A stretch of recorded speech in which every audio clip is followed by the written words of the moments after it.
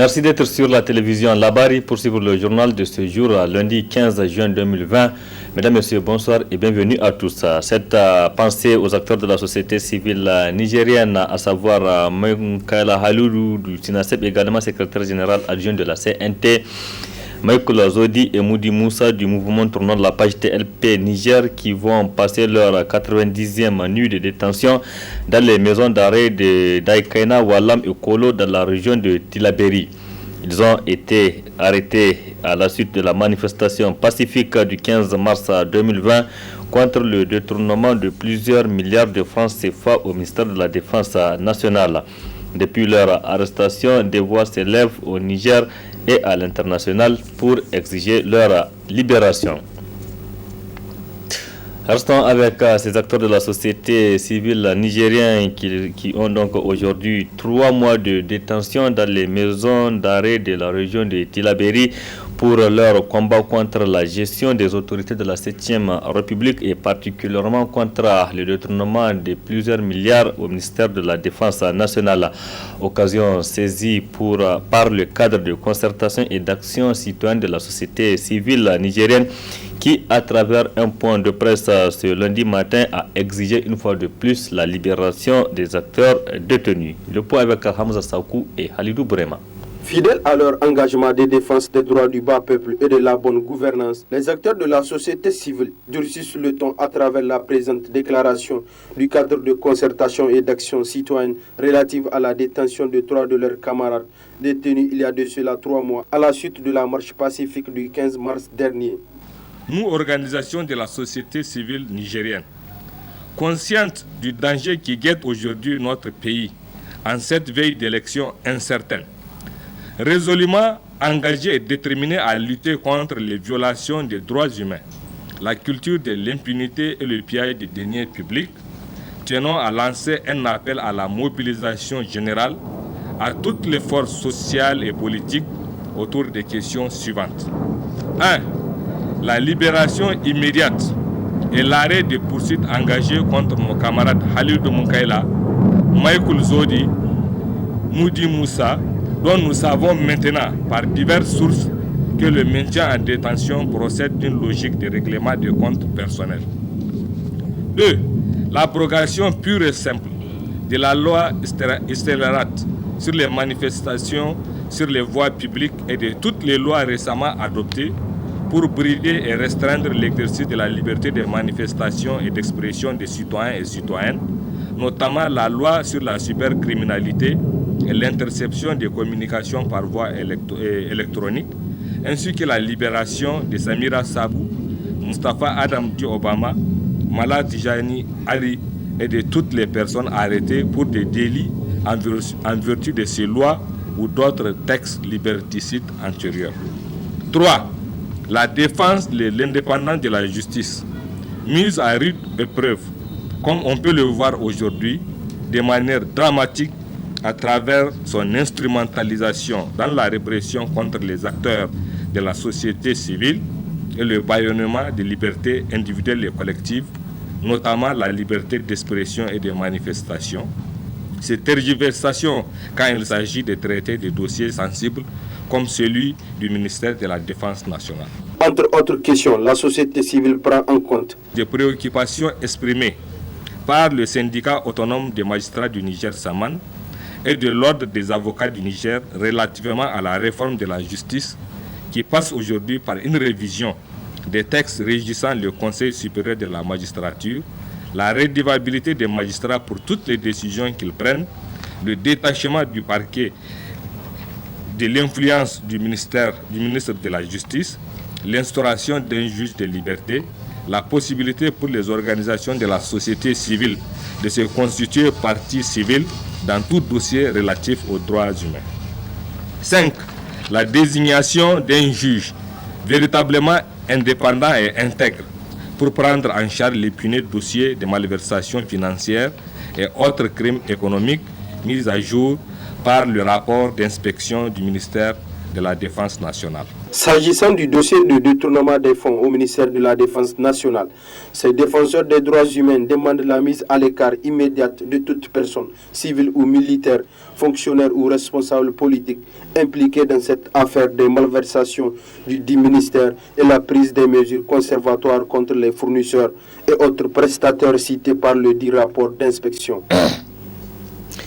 Autre activiste qui séjourne aussi dans une maison d'arrêt en raison de son engagement, il s'agit de la journaliste Samira Sabou, présidente de l'association des blogueurs pour une citoyenneté active, arrêtée le mercredi 10 juin dernier sur plainte de Abba Issoufou, le fils du président de la République.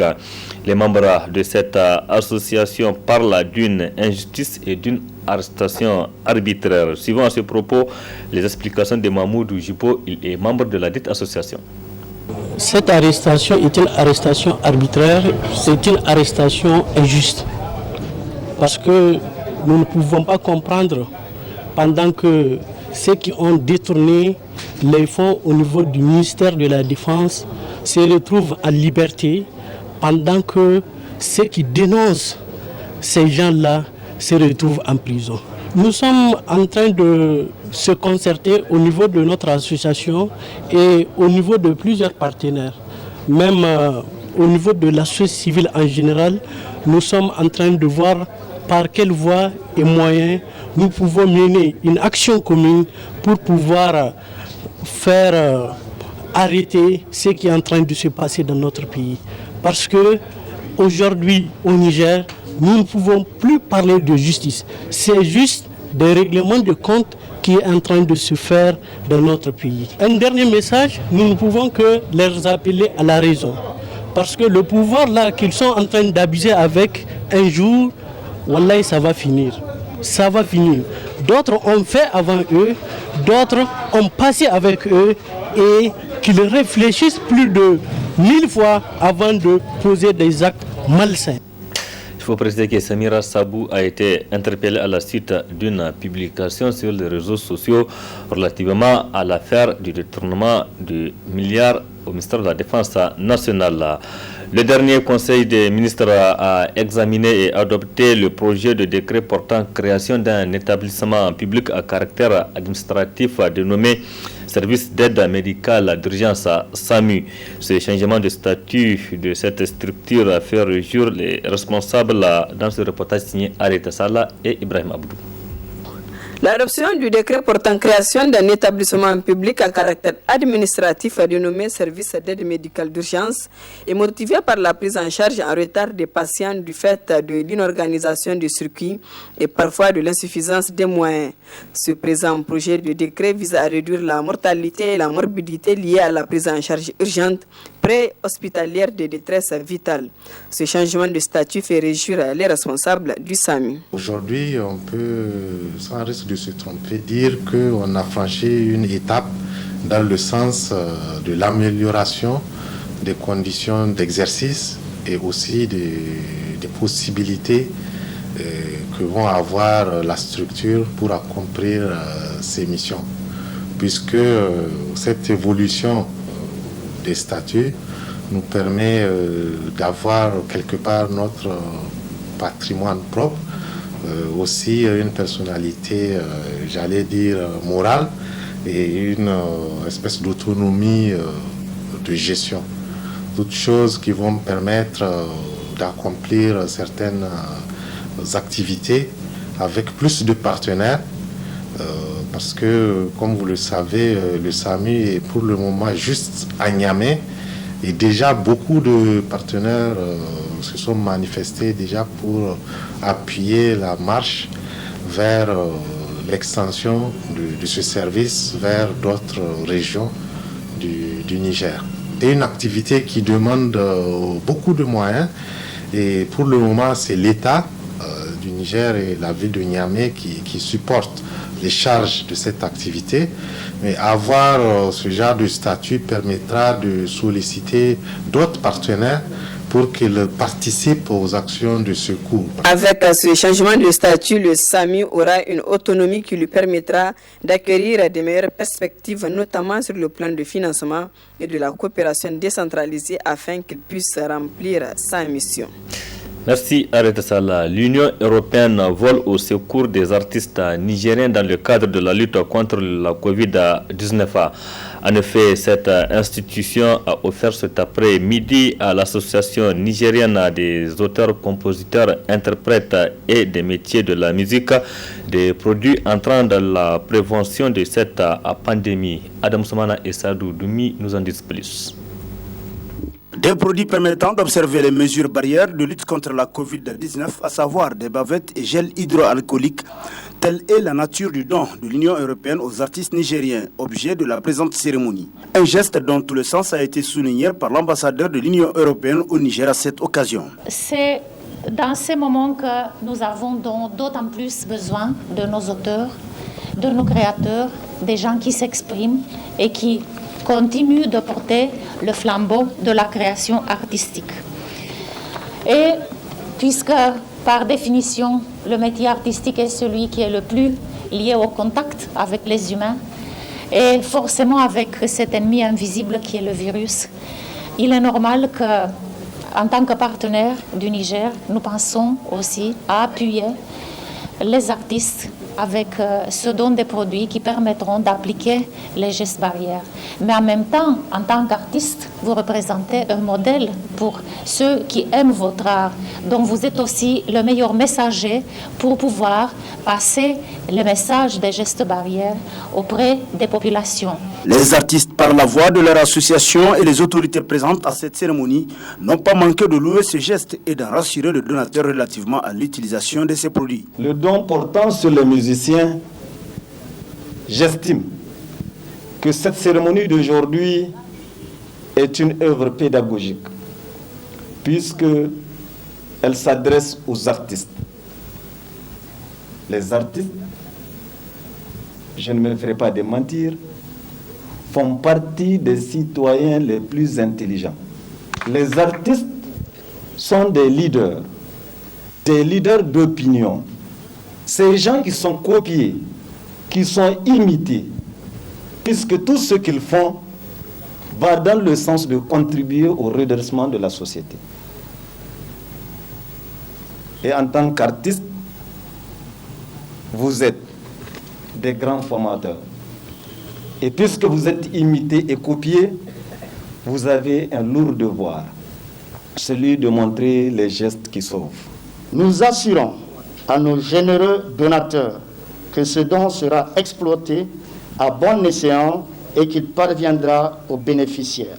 Cette marque d'attention nous réconforte plus d'un point car elle vient renforcer notre conviction et notre détermination à donner à l'art et la culture la place qui leur revient de par leur contribution au développement de notre pays à travers la promotion de la créativité artistique. Ainsi, par ce don, l'Union européenne entend mettre à l'abri de la pandémie à coronavirus l'ensemble des artistes nigériens, tout en attirant l'attention des populations sur le risque de baisser la garde dans cette lutte effrénée contre la Covid-19.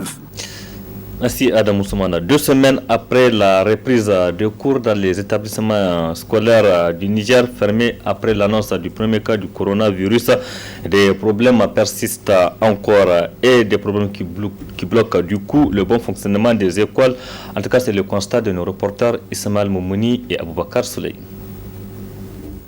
Réouverture des établissements scolaires depuis le 1er juin dernier, et cela pour 45 jours afin de permettre aux scolaires d'acquérir le maximum de connaissances.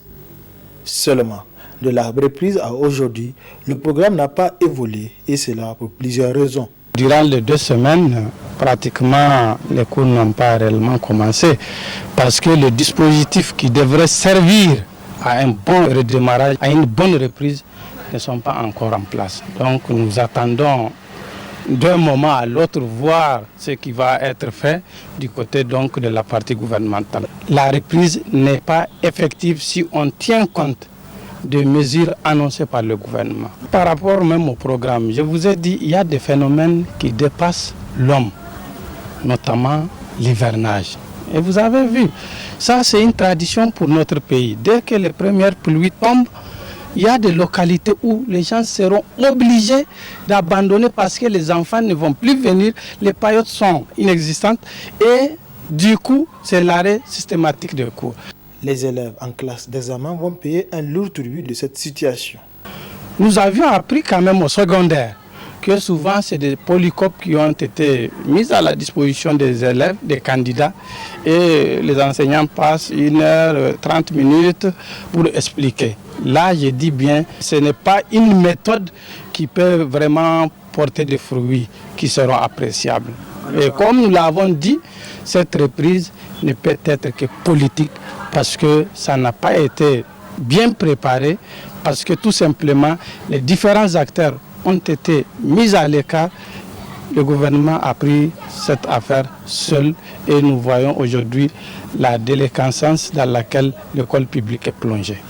Tout ce que nous allons leur demander, c'est de créer les conditions pour que ces candidats-là puissent se présenter à leurs examens avec un bagage ou bien avec un programme accompli.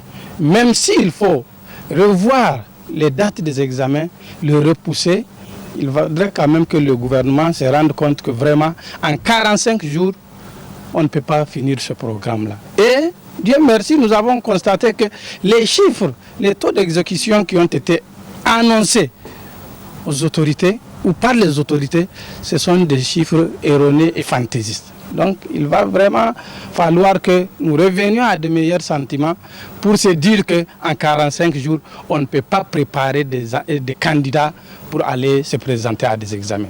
Et c'est inadmissible dans un pays où nous connaissons très bien les conditions, nous connaissons très bien les réalités du pays et qu'on s'entête, n'est-ce pas, à amener ou bien à conduire ces enfants-là à l'abattoir, comme on l'a dit. Selon ce syndicaliste du secteur de l'éducation, avec cette allure, les jeunes ne doivent pas s'attendre à un bon résultat des examens au cours de cette année. Selon toujours ce même syndicaliste, le programme n'a jusque-là pas atteint 50%.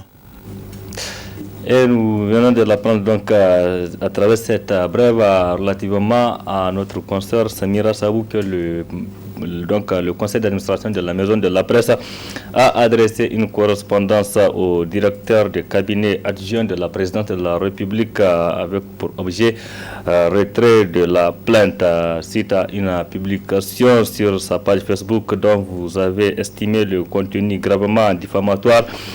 À votre égard, votre avocat a déposé auprès du doyen des juges d'instruction une plainte contre Samira Sabou, auteur de la dite publication. Faisant suite à votre plainte, le doyen des juges a convoqué Mme Samira, qu'il a mise sous mandat de dépôt à la prison civile de Niamey.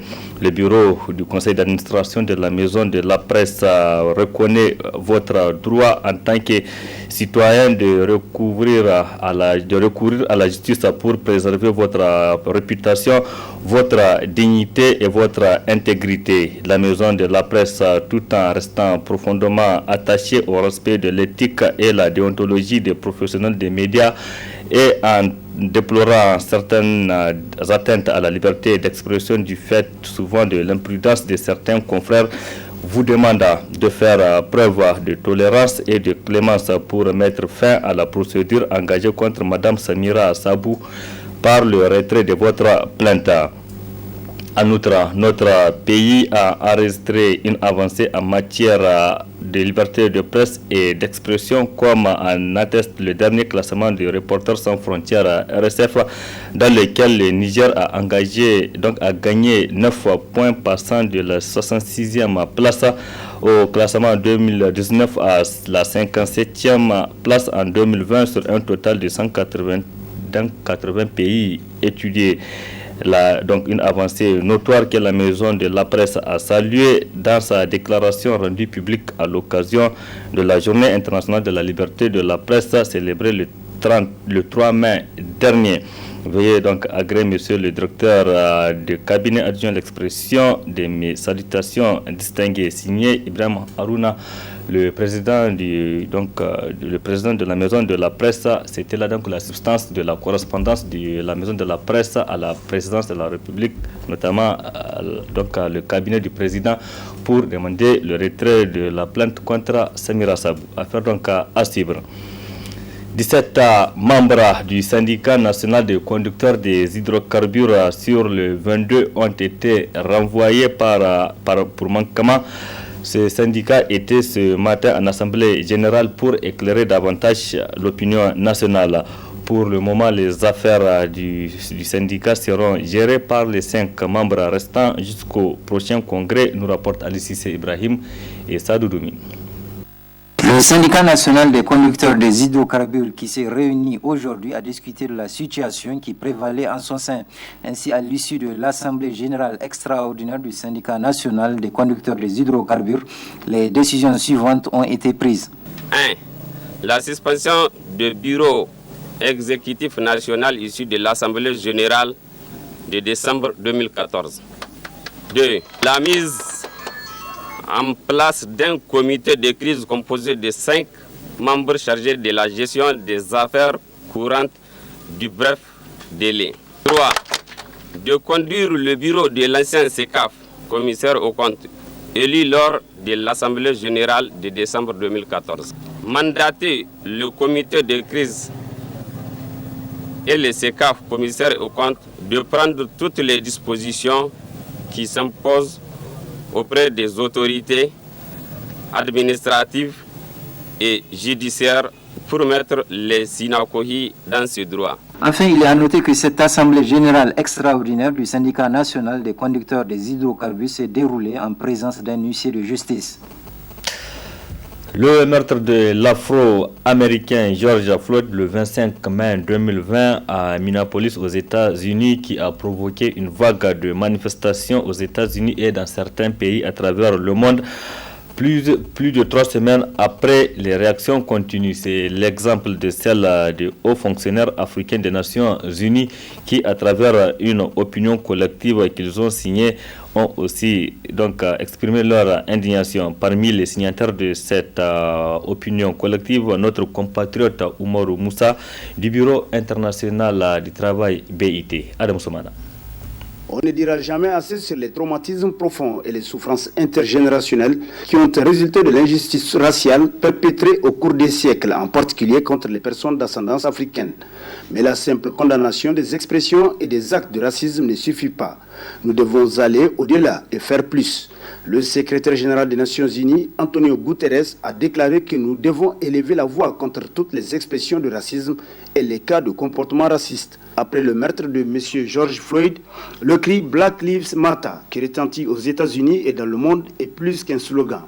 La vie des Noirs, en plus de compter, est essentielle à la réalisation de notre dignité humaine commune.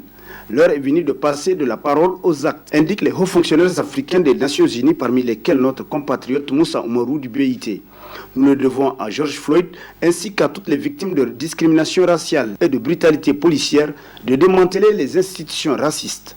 En tant que dirigeants dans un système multilatéral, nous pensons qu'il nous incombe de parler au nom de ceux dont la voix a été réduite au silence et de plaider pour des réponses effectives de nature à lutter contre le racisme systémique et un fléau mondial qui s'est perpétué au fil des siècles. Le meurtre choquant de George Floyd est enraciné dans un ensemble plus large et inextricable de problèmes qui ne disparaîtront pas si nous les ignorons.